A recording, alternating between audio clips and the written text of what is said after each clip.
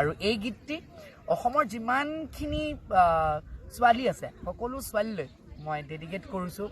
যিসকলে বিহু গাই ভাল পায় ঢোল বজাই ভাল পায় পেঁপা বজাই ভাল পায় প্ৰত্যেকগৰাকী ছোৱালীৰ কাৰণে এই বিহুটো